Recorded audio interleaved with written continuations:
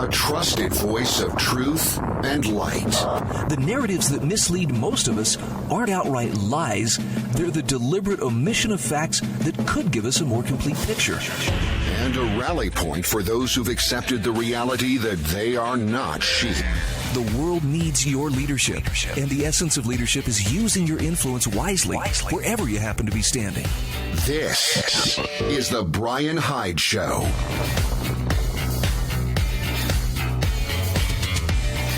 Hey, welcome to the show. Thank you so much for joining us. I am happy to welcome my fellow wrong thinker, Gary Welch, today. Hi, Gary. As always, glad to be promoting wrong think throughout the world. I think we need this more than ever. And, you know, there's a part of me that looks forward to a day when you and I get together and we're like, you know, everything's going so well, we really don't have that much to discuss. You know, we'll talk about the price of tea in China or something. But no, every week there is something big that's going on, and this week is no exception. And I know there are a number of different topics we wanted to talk about today. Political accountability, nullification in the COVID crisis. You posed a very interesting question when we were communicating earlier about how do we use local elections to promote nullification. And I'd like to start with that. Nullification is a word I wish more people understood and furthermore didn't fear. But talk to me about your take on nullification. What is the role that it plays in a free society? So one of the things that I wanted to talk about, because to me, the wrong think and the wrong thinkers and the wrong think mentality is how do we go about making change?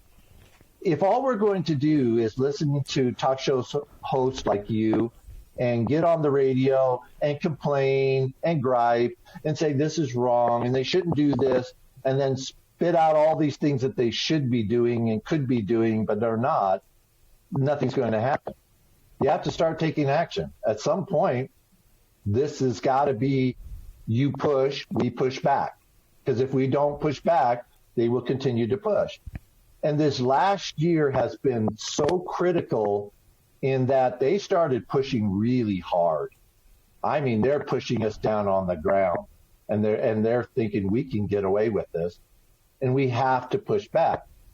Now, what would we call, what I would classify as the left and those on that other side are very comfortable with using things like violence and civil disobedience and rioting and things like that to push back.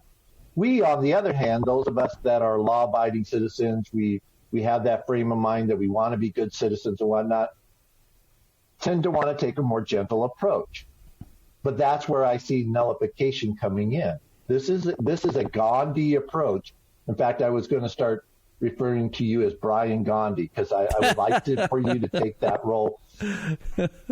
Put on your robes and we will talk about this peaceful revolution because we still can have that. This is one of the things that I am really trying to promote very hard is that we don't have to get to violence. We don't have to have guns. They're not necessary right now. We are still in a situation where we could have this Gandhi type of peaceful resistance to our government and get results. And I think nullification is the way to do that. But here is the big misnomer about it. Everybody thinks that we have to have millions. And this is the one thing that the left and these radicals have all figured out, and that is you don't. You only need thousands. Look at your typical riot. One of the things that I always talk about with everyone is about how the lens of the news camera is very distorted, and it makes everything look much, much bigger than what it really is. You see a riot, and you think the entire city of Seattle has gone amok. I see a riot, and I see about 1,000 individuals that are just out there making a problem. They don't represent the city. They don't represent the population. They don't represent us. They just represent themselves, and it's only 1,000 of them, and that's the only thing you can get from it. Hey, there's 1,000 people. They disagree, and that's the only thing you should take from it. But those perceptions are out there. And my thing is, why don't we do the same thing, but on a different level, which is you get enough people to sit there and say, this law is unconstitutional, this law violates my rights, this law is wrong, and we're not going to do that. And we could do it on local levels. If enough local levels do it, guess what? It doesn't happen. No, I agree. And as you mentioned, when we see the news portraying what's going on, for instance, in Portland, it's easy to take that and to use availability bias to blow it up into, wow, it's everywhere. The whole world is falling apart when it really isn't. Now, I got to tell you something I noticed this last weekend, Saturday, when there was the huge Trump rally in Washington, D.C., and there was violence in the streets. There were BLM and Antifa types lying in wait, looking for small groups or individuals that they could pinch off from the rest of the crowd and then go victimize. And there was violence going both ways. The Proud Boys beat the crap out of a number of people. Gary, what disturbed me wasn't so much the violence as the recognition that there were certain people, when I saw a video or I saw images of them lying on the ground bleeding, the satisfaction filled my heart. And I was like, good. And I was like, whoa, that's dark. That's not a place I want my heart to be. And I only bring this up because I'm convinced that I'm being played. Someone's playing my emotions to where I would actually find a sense of satisfaction, not quite joy, but getting close in seeing another person, get the stuffing beat out of them because they're behaving obnoxiously or violently. And I got to tell you, that was a wake-up call to me because I want to take the high ground. And I think what you're pointing out here is we have to. If what we're doing is really worthwhile, we can't cut corners and expect to get a good result. That whole, ends justify the means doesn't hold water if you want a good result that can be counted on to be true. And it does go, violence allows the minority to perpetuate influence on the majority. So, and it's why people use it. It's a very good way if you have a small group of people and you want to influence a large group of people. Violence does that because we fear it. We don't want to be the victims. We don't want to get hurt. We don't want to get killed. We don't want to get beat up. And we always, do what you did. You see that and you react to it like that could happen to me. And one of the biggest problems that we have when we're trying to do a peaceful movement, and this happened with Gandhi, this happened with Martin Luther King, in that they're going to try to disrupt you by using violence. And you have to get ready for that. You have to be ready for it. But it does. It requires that higher call, that higher desire to say, I will not stoop down to your level and I will still get results. And both of those movements were successful, incredibly successful, because they took that higher road. I remember having a conversation and talking with one of Martin Luther King's daughters. And she was talking about that, and that her father was pressed all the time. Let's fight back. Let's strike back. Let's get them. Let's go kill those white pigs. Let's go after them. And every time he said, no, no, no, no. That's not our way. That's their way. That's not our way. And we're gonna be tempted. I mean, it's just going to be that. Well, I want to see us have the kind of impact that makes a difference. And I know that there is fear. I can predict this with 100% certainty right now. Someone is listening to us right now going, guys, if someone is attacking you, you've got to be able to defend yourself. You've got to be able to fight back. And I agree with that on a level. The problem is when we adopt that mentality, it pretty soon becomes, our first line of response. And if we're offering people something better than the existing situation, like you say, a peaceful revolution, we got to have something a little bit higher than, and then we pull out the clubs and we start, knocking heads. That's a hard thing to ask of people. Well, right. But you have to look at it as if you deny them their goals, then you have achieved success. And that's what you should be doing, is how do I deny them their goals? And that's what, let's talk about this at the other side of the break, about how do we go about doing that? What is the right way of going about, what's the wrong thinking way of doing that? Okay. Now, see, when you put it in terms like that, I feel like it almost takes on a certain noble sense. The wrong think way. Is there a wrong think way that we can accomplish this? It's going to replace a little bracelet, WWJD. How would a wrong thinker do this? Okay, maybe not. We'll be back. Gary Welch is my guest. Stay with us.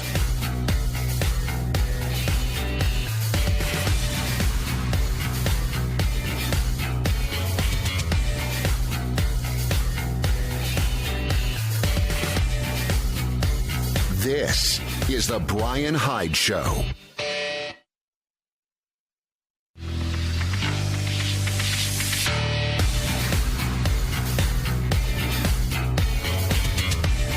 This is the Bryan Hyde Show. All right, welcome back to the show. I'm going to ask you, please hold your calls. I'm talking with Gary Welch right now, and we're setting the stage here for some conversation. We will open the lines up a little bit later, but we're talking about wrong think. And Gary, as we were going to break, we were talking about how there are ways that we can accomplish what we have to do. You mentioned something as we were in the break that I think needs a little bit of exploring, and that is, this can't be done while sitting comfortably within your comfort zone and never ruffling a feather. So we've tried to do things, and I think the biggest thing on the liberty-minded conservative side of things is doing the rallies and writing to your legislators. That's our modus operandi for doing everything, is let's hold a rally and let's write to them. And that's comfortable, and that's easy. You get in a crowd. We all march around the park a little bit. Rah, rah, rah. Bad on you. We don't like this.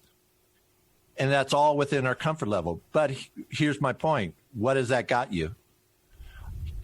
One of the things that we have to really understand, and this is critical, this is a critical wrong think process that everybody must go through, is that your legislators, your elected officials, are not afraid of you. In fact, they hold you in contempt.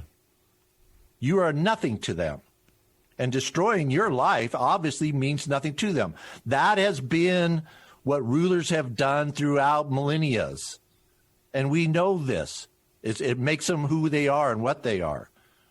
And so this polite please is not going to work because they do not care. That's a scary truth, but I agree. And I see this. I'm just going to point to my home state of Utah. The governor is making calls and locking things down and upping the coercion to bring people into compliance for his version of what has to happen with COVID.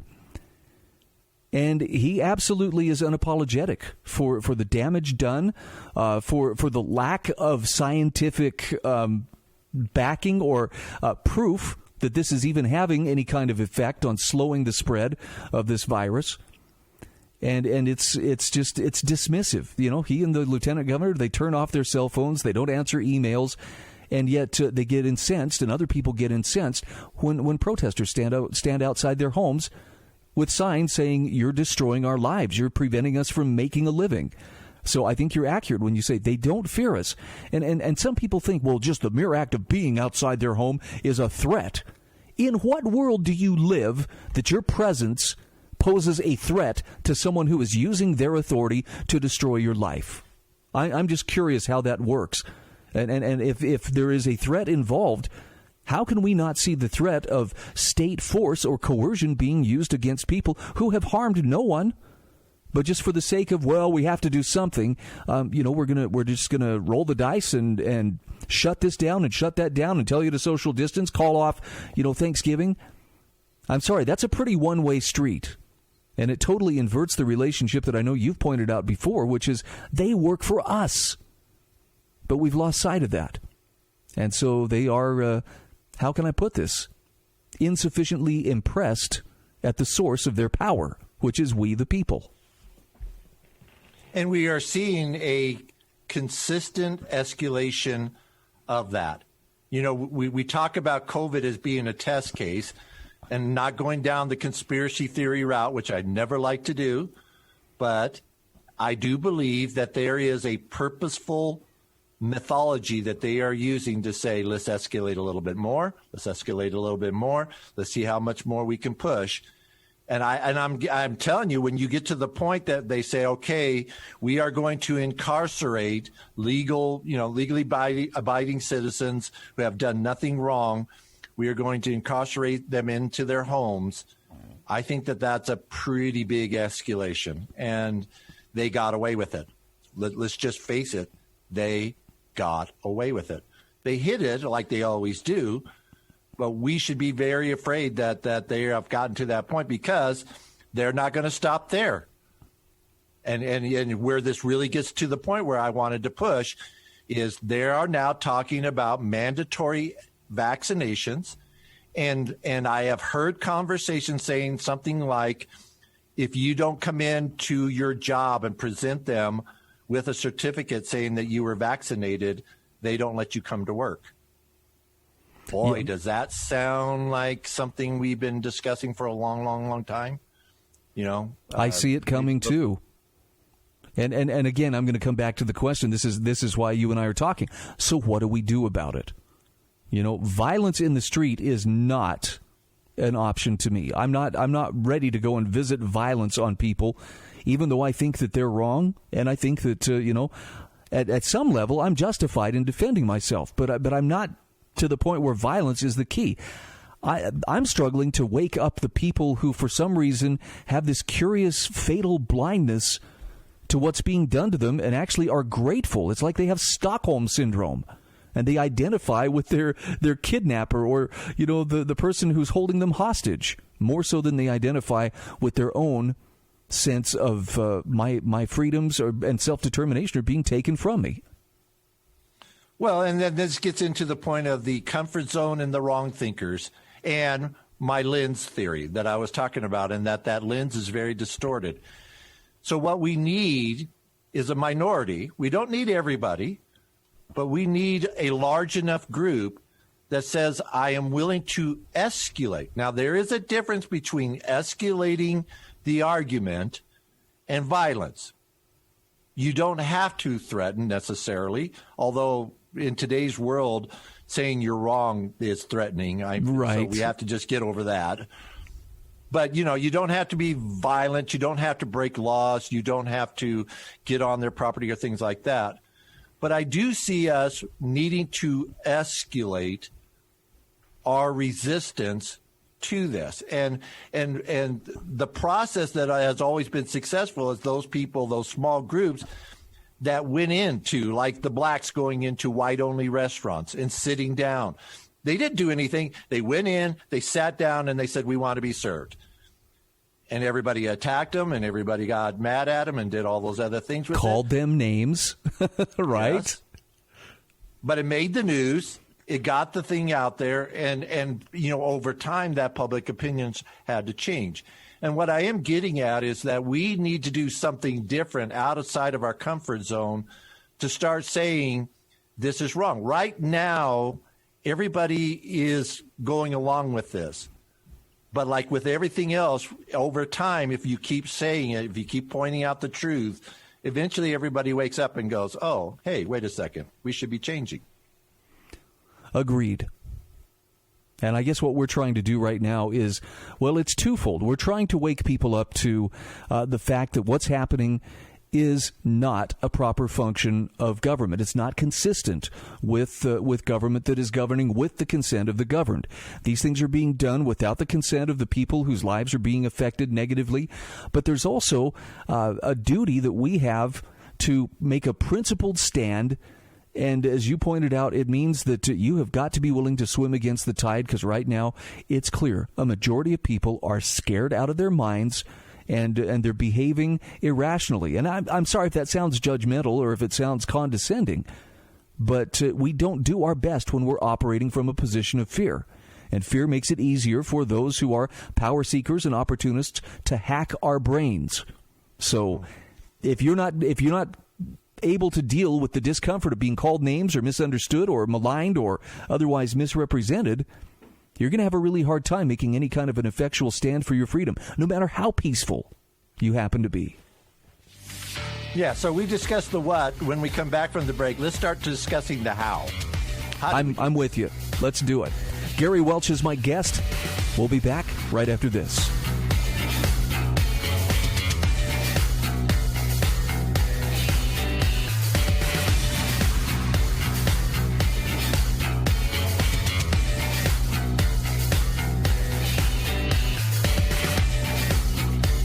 This is the Bryan Hyde Show.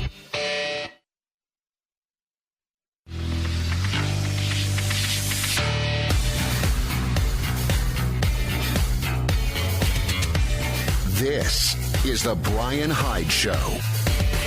All right, welcome back to the show. Gary Welch is my guest. I think we can all safely agree, Gary, we see the problem. Maybe we even understand the problem, but how do we go about fixing it? What do you recommend? So this came up actually in a conversation that I was having with someone, and I was talking about focusing on local elections, that we all are, like right now, everything is on the president. But when you really look at it, let me just ask the audience, what has President Trump done himself that has had a major impact on your life? When you really look at it, the things that are really impacting our lives usually come from our local government. If you just look around at what is happening to your life, whether that is they're tearing up your street or they're adding a mall to it, or your taxes or your sewer bills, or just all these things. Or if you own a business, anybody who's owned a business in any state, I don't care where it's at, when you went to do that, you went through that process of starting a business, all the hoops you had to jump through. I remember like when I first did it, my first business was in Washington State, and it was like a 2-week process just to get a business going. It was ridiculous, the amount of forms and people I had to see and the people I had to pay to get it done. And so your local governments have this major impact. But here's the other thing. When it comes to nullification, what would happen if we focused on our local governments, our city governments, our county governments especially, and just went into those two organizations, escalate the argument, and just get them involved, get them in part of this and saying, look, join with me in saying we are not going to do this. Your county sheriffs are the same boat. And where this came from was the COVID crisis here in Utah State. They passed all these laws, they passed all these rules, they passed they didn't pass laws, they passed all regulations. But here's the kicker of it. They never fined anybody. They never arrested anybody. They just made threats.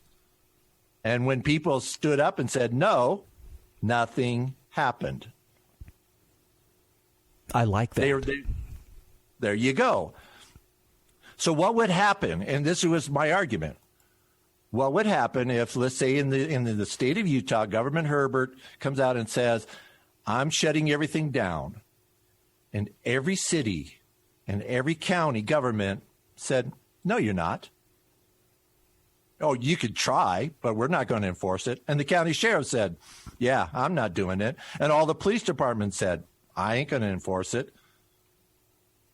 What happens? It just goes away. It fades into irrelevance. And it establishes a process that we can use over and over again. And one of the things that happens is if you do this ahead of time, here's one of the cool things about government. Like, if they're sitting there talking about mandatory vaccinations, we need to start the resistance now because we can actually prevent it from even ever happening, where we don't even have to stand up against it by just simply saying, if you try to pass something like that, it's going to go bad for you, and you're going to look bad, and you're going to look like the paper tiger that you really are. And I think that the government fears something like that more than anything else, because what happens then is the people start reasserting their authority. And then here is the other side of this. It's much easier to have campaigns and get local officials elected. It's not a multi-million-dollar process to get elected on your city council. And if we started pushing that, electing the right people in local elections and saying, look, we want to push our people into these positions, it's not like, I don't want to say it's easy, but it's easier to get these individuals doing that. And then that's how the revolution starts. A peaceful, very peaceful revolution of simply counties and cities going, hey, guys, we're not doing this. It's unconstitutional. It's illegal. It's beyond your authority. And we're just going to simply tell you no. The Gandhi, Martin Luther approach of, hey, all we have to do is just use one word, say no, and everything stops. It really is the most powerful and most overlooked word around. Are you familiar by chance with Etienne de la Boétie? You ever heard that name? Yeah, but remind me what it was that he said. The Discourse on Voluntary Servitude. Written back in the 1500s. This was an 18-year-old student. I believe he was a contemporary of Montaigne. So, I mean, we're talking Renaissance times. You know, this was this young student, but he wrote this incredible discourse. You can find it online. It's not a very difficult read. I mean, it's obviously there's some pretty good brain power for an 18-year-old kid who wrote this. But essentially, he's making the case that you're making, and that is when you withdraw your consent, you do it peacefully. But without that consent, without that support, he says the tyrant topples like the Colossus of old, because that consent is what holds them up. So you don't go out there with your pitchforks and torches. You don't go meet them head on the battlefield. You simply pull your hands away and step back from them. And without their consent, without your consent, they cannot continue to stay in power. And this so impressed, I think it was Tolstoy, that he took the basic tenets of Etienne de la Boétie's essay written in the 1500s and put those into his letter to a Hindu, which Gandhi later read and implemented those same things in peacefully kicking the British out of India. And I only mention this because, look, you know, this was an essay an 18-year-old kid wrote back in the mid-1500s. Don't discount little things to have the ability to have far-reaching impact on far greater things when good ideas or good principles are properly applied. Our founding fathers based this country on the concept that politicians should fear. And we use this. We say, well, that's wrong and whatnot. But that is really what they said. They wanted the government officials to fear the people, that they were always in fear that the people would be able to get rid of them and oust them at any one time. And everything that they did was tried to base that of creating a society that was based on the people controlling and having the power, and the politicians have feared in that. And that goes directly into that area of consent. Is because we have consented our power away that they now have it. And this is just a method of getting it back that doesn't require millions of dollars. It doesn't require millions of voters. It requires thousands of people. And this is what I'm trying to say. Wrong thinkers, become a wrong thinker first so that you can join the movement. And then once you join the movement, the wrong thinkers are the people who act, not who talk, not who gripe, but who actually act and say, okay, let's go about changing our local governments. Let's go about causing these I will not consent to your tyranny type of process, and having people like yourself, Bryan, who get on the radio waves and start putting out that message to everyone saying, look, everybody, as soon as we withdraw our consent from them, this whole thing stops. Agreed. I'll tell you, Gary, the most frustrating thing for me, and I know this is true for others who are in a similar position to me, trying to sound a voice of warning without sounding like Chicken Little. But I believe that so many of the lockdowns and the mentality that goes into them or is behind them is about conditioning. I don't think it's about protecting people's health. I think we are being taught to accept these lockdowns for some ethereal greater good. And it may be COVID right now, But look, Biden's chomping at the bit. He's saying, when I become president, why climate is going to be a huge, focus. So, yeah, why not? Why don't we lock people down for the climate? No traveling outside your permitted zone. You can't drive over this many miles per week. Those climate numbers aren't looking good. Folks, I'm sorry. We're going to have to extend the lockdown here. And if you need to visit your family, just do it with Zoom. You don't need to be there to see them. That would have sounded crazy a year ago. But after what we've seen for the last, 8 months, that sounds almost feasible, doesn't it? Yes, and it will be until somebody. See, that's the kind of thing of I guess you'd call it the herd mentality. Is everybody goes along to get along, and we live our lives and we just move along with it like, yeah, it bothers me. Until somebody stands up and raises their hand and says, wait, this is wrong.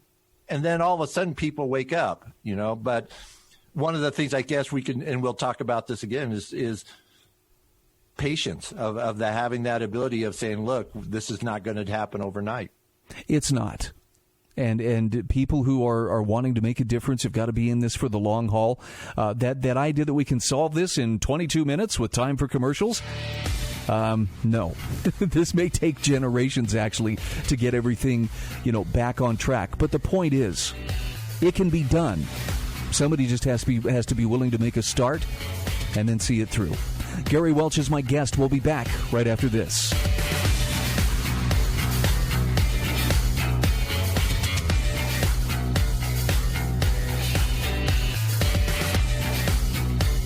This is the Bryan Hyde Show.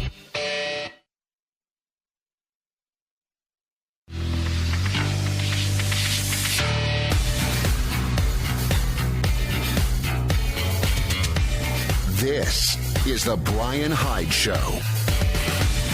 All right, once again, welcome back to the show. Gary Welch is my guest. We are talking about solutions. I know you're hearing a little complaining. It's mostly me complaining about the stuff that's going on. But Gary is laying out some very viable solutions. And Gary, I want to come back to something you touched on, and that is we got to have patience. The work that is ahead of us is not something that's going to be solved quickly. Look at how long it took us to get into the situation that we're in. I don't think it would be reasonable to think, yeah, we can have this fixed within a week, a few days, tops. And I've made this argument several times, in that this is one of the things where the socialists have been very, very smart about, and the liberals. 100 years ago, a small group of individuals got together and said, how are we going to move the United States into socialism? And they laid out a plan, and they realized in laying out that plan, it was going to take 100 years to do, but they were okay with it. I remember, the story of Hillary Clinton going up before the Democratic Committee in the 1990s and saying, here's how we're going to promote universal health care, and it's going to take us 10 years to do it. That kind of thinking is an understanding that large crowds don't move fast. And we live in a society where that instant gratification is all there. And I think one of the things about us on that liberty conservative side of things is we don't have the patience to understand that this is going to take 10 years. But here's where the really hard part comes in, Bryan. And that is people like yourselves and the wrong thinkers. We have to stand up and say, this is wrong. And everyone's going to shout back and say, no, you're wrong. Yep. You're a bad person. You're insane. You're wrong. Yes. And we have to have that courage to still keep on saying, nope, I'm going to keep pushing this. I'm going to keep talking about it. I'm going to keep saying it until you get it right. And one of the things that I like pointing out to, because this is a kind of a thing that it really involves us on the liberty conservative side, was the Iraq War. When that first started, remember all those people that came out? Remember that mom? I can't remember her name, but her son died in the war. I do. And she made a big thing. And look at all the criticism she got and the people that hated her and discounted her. Well, 5-6 years later, guess what? I think the vast majority of us are saying, yeah, that was a mistake. I'm sorry, lady, but your kid did die in vain. That was not a righteous war. That was not the right thing to do. Our government leaders were wrong to do that. But that took a long time, and a lot of hatred and vitriol was put on them. But that is the courage needed by wrong thinkers to say, you know what, I'm strong enough to take it and be that voice. Well, and I like that you just said what you said about I'm strong enough to take it. We have got to become anti-fragile. And I'm talking at the individual level. I was having this conversation with a friend of mine who's a state trooper just a few weeks ago. And one of the things he was talking about was the importance of people having resilience, mental toughness, to be able to get through difficult times or challenging situations. And he knows a few things about challenging situations because he's seen a few things over his career. And it really got me thinking about, okay, how do we do that? I mean, I'm not going to make any kind of, thing about, I've got the mental toughness. I honestly don't know. I want to think that I could do it, but I don't know. Do you have any thoughts on how a person can develop the kind of resilience that allows them to do those things that are hard and to persevere even if they're not getting results immediately? I do know that it does start with conviction.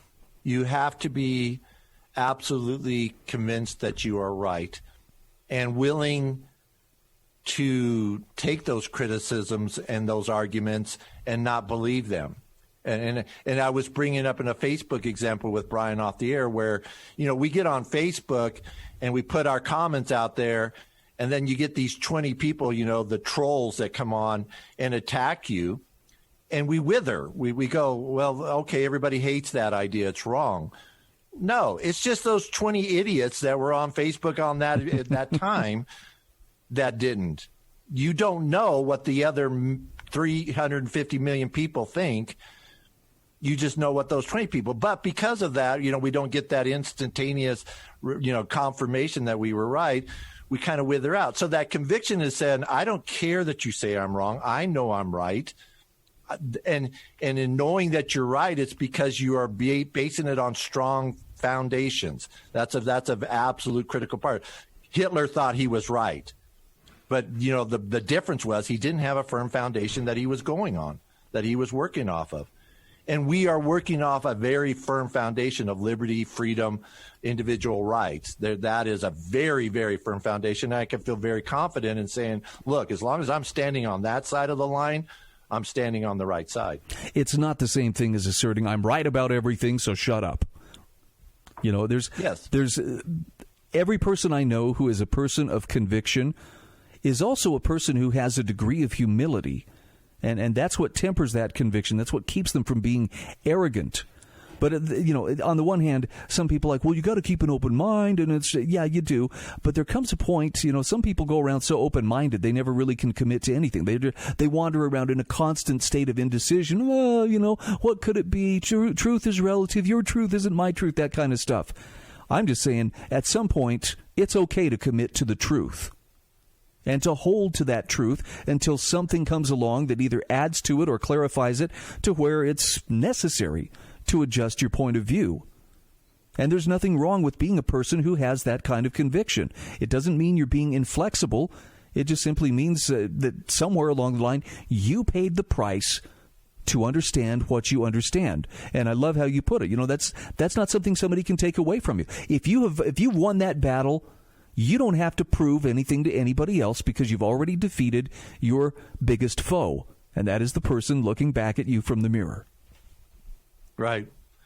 But here's the thing. So there are those that have that courage and have that conviction and have that fortitude to go, but there's others who do not. And for those of you that say, okay, I recognize my weakness, I recognize I'm not that type of person for whatever reason, I don't want to stick my neck out. That doesn't mean that you don't do nothing. You can act too, but you have to act in a much softer way, per se, and work in groups. And here's the point that I would like to make. Again, getting back to our local governments. What if the city council holds a meeting and 50 of you guys show up there? Not 1,000 at a rally that's in a park that nobody's going to cover and nobody's going to look at and whatnot. You show up at that city council meeting and you make your voices heard to those city council people saying you are not going to support this. You are not going to back this. And we want you to vote right now to make that happen, or right away type of deal. Push that agenda. That's something you can do. It doesn't really push you too much out of your comfort zone, but that's something that you can do as a wrong thinker to help change attitudes, to help change actions that are done. And walking in and just simply going like, I want you to pass a resolution that says that if they pass a mandatory vaccination, you will not enforce it. Just do something like that. You can do that. No, and frankly, it's at that local level that you're seeing some of these things take place. I think about the sheriff down in Iron County, Utah, who made it very clear. My deputies are not going to go out there and enforce health dictates. They're not. That's not their job. He put the responsibility right back on the people. If you want to take responsibility for your health, you got to be the one to step up and decide whether or not you wear the mask, whether or not you gather in groups of this big or that small. And of course, it provoked some outrage. There were people who immediately were wishing he would get COVID and die and things like that. But it doesn't take very many local leaders, or for that matter, local people being active, to send the message that this isn't going to fly here. Although I got to tell you, I'm a little bit concerned in some areas. I've noticed public officials, this happened in Utah County, they were concerned that people showed up to question some of these mandates that they were trying to put into effect, and they started immediately citing, safety concerns, health concerns, and just shut the meetings down. Yeah, Tanner Ainge, I'm looking your direction. Yeah, and that's the thing. That's the commitment part. You show up all the time. And then just realizing that we make change. So every 2 years there's an election, and be patient to say, okay, 2 years we get these people elected. 2 years later we get these people elected. 2 years later we get these people elected. 6 years from now we finally got a majority. Okay. Gary, I know you are a tireless worker in the field of liberty. Keep up the good work. Let's get together again next week, and we'll have more to discuss, I'm sure. Looking forward to it.